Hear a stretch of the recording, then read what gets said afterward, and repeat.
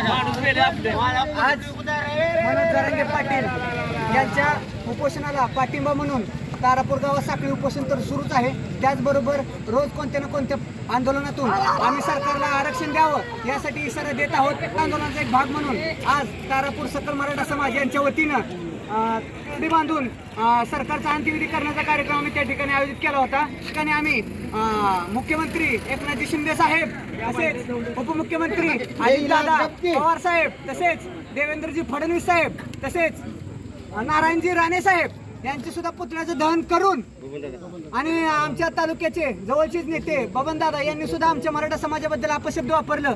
त्यांच्यावर रोष ठेवून त्यांचा सुद्धा पुतळा या ठिकाणी आम्ही जाळण्याचं काम केलेलं आहे. सरकारला एक सांगायचं मला, 7 कोटी मराठा लोकांचं आशास्थान त्या ठिकाणी उपोषणाला बसलेलं आहे.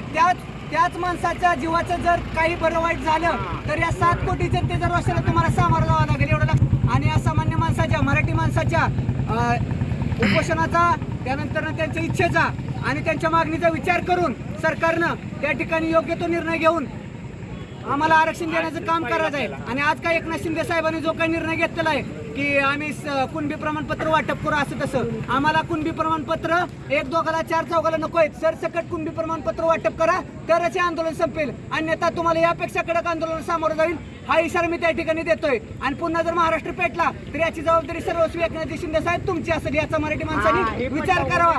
आणि त्या ठिकाणी आता आंदोलन संपलं असं मी जाहीर करतो. जय शिवाजी, जय शिवाजी. आता आम्ही पुतळा पेटवलाय, उद्याच्याला आम्हाला तुमची घरं सुद्धा पेटवायची वेळ आणू नका आणि तुम्हाला सुद्धा पेटवायची वेळ आणू नका. तरी त्वरित तुम्ही या आमचा उद्रेक, आमच्या भावना समजून आम्हाला त्वरित आमचं आरक्षण द्यावं ही आमच्या सकल मराठ्याच्या वतीने तुम्हाला आमचा हा इशारा समजा. रे त्याची काठी बांधव